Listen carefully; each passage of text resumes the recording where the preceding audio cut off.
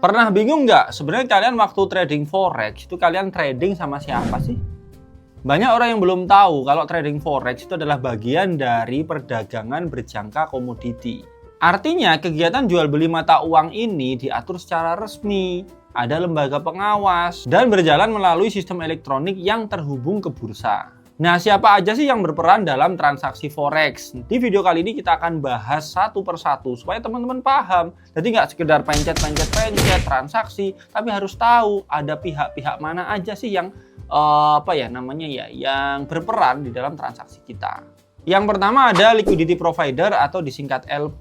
Mereka ini penjual dan pembeli terbesar yang berisi bank, hedge fund, institusi keuangan gitu-gitu. Nah, tanpa mereka harga itu nggak bergerak. Kalau nggak ada transaksi dari mereka, karena memang kan ini transaksinya gede ya, hariannya gede. Dengan adanya mereka itu harga bisa bergerak dan bisa dieksekusi karena mereka adalah penyedia likuiditas. Nah, contoh dari LP ini ada JP Morgan, Citi, UBS, dan lain-lain. Nah, pihak berikutnya yang berperan adalah broker atau pialang. Kalau di di perdagangan berjangka, maka kita nyebutnya pialang berjangka. Mereka ini adalah penghubung atau penjembatan kita antara trader, klien ini dengan dengan market, dengan bursa. Nah, tugasnya si broker ini adalah meneruskan transaksi kita. Sekali lagi, dia itu penjembatan nih. Ini ada kita, ada broker, ada LP ya, atau bursa lah. LP lah, kita nyebutnya LP yang pertama tadi ya, liquidity provider. Dia itu yang menjembatani kita ya, orderan kita sama broker diteruskan ke LP gitu. Jadi waktu kita beli nih, nah ini diteruskan nih, kita beli nih. Nah, LP yang menyediakan likuiditas. Jadi memastikan ada transaksi di harga itu ya mereka karena belinya gede gitu ya. Jadi tanpa broker kita itu nggak bisa masuk ke market. Ya nggak bisa, teman-teman nggak daftar broker tahu-tahu transaksi ya nggak bisa gitu. Karena broker ini yang menyediakan platform ya kayak MT5, MT4, ECN dan macam-macam platform untuk trading ya. Mereka memberikan layanan itu ke kita. Kemudian dia juga menyediakan yang namanya leverage ya. Nanti untuk istilah-istilah leverage dan lain-lain kita akan jelaskan di video yang berikutnya ya. Karena ini kan saya asumsikan yang nonton masih awam, masih dasar. Jadi nanti saya buatkan video tentang istilah-istilah di dalam trading forex. Ada videonya sendiri nanti. Nah, berikutnya adalah trader ya. Trader ya kita sendiri yang melakukan transaksi, kita melakukan transaksi buy, sell dan sebagainya. Nah, kita itu adalah trader kecil, trader retail ya. Retail karena transaksi kita kecil dibanding dengan institusi-institusi yang besar tadi, bank, LP tadi ya, LP tadi kita itu kecil banget. Jadi teman-teman nggak usah merasa bahwa entrianmu itu bisa mempengaruhi market. Nggak bisa banget. Jadi kadang teman-teman kan kalau trading terus mengalami profit beruntun itu merasa wah saya jago nih bisa gerakkan market. Nggak kayak gitu. Orderanmu kecil banget dibanding transaksi total di market selama satu hari. Kalian nggak ada apa-apanya sih. Kita sebagai trader retail itu nggak ada apa-apanya ya. Nah, yang berikutnya itu ada namanya Bapepti. Ini lembaga di bawah Kementerian Perdagangan. Bapepti itu apa? Badan Pengawas Perdagangan Berjangka Komoditi.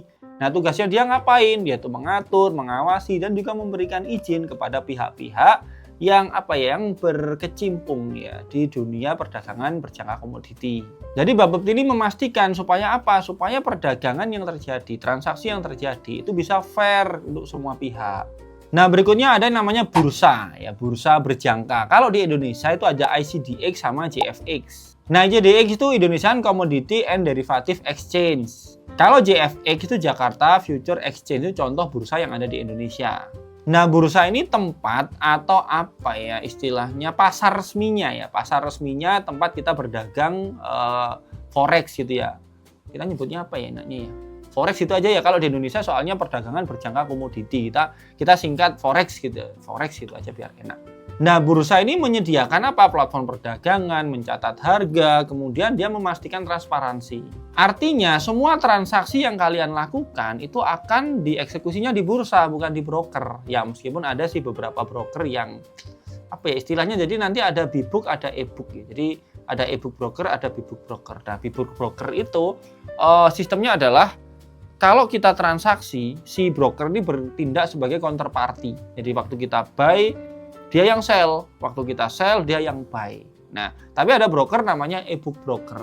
E-book broker itu transaksi kita dilanjutkan ke bursa. Nah, kalau bisa kita nyari yang kayak gini. Jadi waktu kita order itu dilempar ke bursa gitu, ke LP-nya. Jadi enak. Nah, si bursa bersangka itu tadi dia adalah tempat terjadinya ya pasarnya gampangannya gitulah. Nah, kemudian ada lembaga yang namanya lembaga clearing berjangka. Contohnya ada KBI, Clearing Berjangka Indonesia. Nah, tugas dari lembaga clearing itu dia menjamin penyelesaian transaksi di bursa. Jadi dia itu menjamin semua transaksi itu bisa tercatat, gitu ya. Kemudian dia melakukan clearing dan settlement. Kemudian juga dia menjamin keamanan nasabah, gitu ya. Keamanan nasabah karena ada namanya segregated account gitu ya. Jadi di sistem yang terpisah seperti itu. Nah, kalau bursa adalah pasarnya, jadi lembaga clearing ini adalah penjamin transaksinya. Jadi posisi dia seperti itu. Kemudian ada juga yang menyediakan platform trading ya, bisa MT5, MT4, GTrader gitu. Jadi dia itu ini aplikasi ini ya, itu dia yang menghubungkan kita dengan servernya broker gitu. Jadi broker biasanya itu langganan ya dengan si penyedia platform ini ya, entah itu MT5 entah itu MT4 gitu. Jadi kita tradingnya bisa di aplikasi MT5 atau MT4. Itu nanti udah terhubung ke servernya broker untuk kita melakukan transaksi. Nah, setelah teman-teman tahu pihak-pihak mana yang berperan dalam transaksi kita di forex, jadi prosesnya itu teman-teman waktu pegang aplikasi nih, misalnya pegang HP nih, teman-teman buka MT5, terus teman-teman ngeklik buy atau sell. Nah, buy atau sell si platform ini akan meneruskan ke servernya broker. Nah, si broker ini akan meneruskan ke LP, ke bursa atau LP untuk bisa supaya terjadi transaksi kayak gitu-gitu. Setelah itu muncullah posisi kita dan itu terjadi dalam milidetik, cepet banget. Nah, berbeda dengan di saham, kadang itu di saham waktu kita mau entry di harga sekian, kadang-kadang kita nggak dapet tuh karena ada bid ask-nya gitu kan. Nah, di forex sebenarnya juga ada bid ask-nya, cuman ini kan transaksinya gede banget, super liquid. Jadi setiap kamu nge-buy itu pasti ada lawan transaksinya. Ya, kamu buy, kamu sell di harga yang udah kamu pilih pasti ada lawan transaksinya karena sekali lagi ini super liquid. Dan teman-teman harus paham bahwa yang menentukan harga itu bukan broker. Harga bergerak karena adanya transaksi ya, dari bank besar, institusi global, di situ ada supply and demand dunia, ada berita ekonomi, macam-macam gitu ya. Jadi broker itu cuman meneruskan harga, kecuali ya broker-broker bandar. Apakah ada broker bandar? Ya ada. Makanya teman-teman ya harus hati-hati dalam memilih broker. Kalau mau milih broker, teman-teman bisa klik link yang ada di deskripsi, itu broker yang saya pakai gitu ya. Saya nggak bisa ngomong ini yang paling baik, paling ini terbaik, enggak. Tapi yang saya pakai dan selama ini saya pakai juga aman-aman aja. Oke, jadi itu tadi teman-teman untuk video kali ini supaya teman-teman ya lebih paham lah. Jadi tidak sekedar entry, buy, sell gitu. Tadi harus paham, ternyata ada pihak-pihak ini loh, ternyata ada proses-proses ini loh di saat kita ngeklik buy, ngeklik sell, kita tutup transaksi. Oke teman-teman, segitu untuk video kali ini. Saya dosen trader ngajarin kalian cara trading yang benar.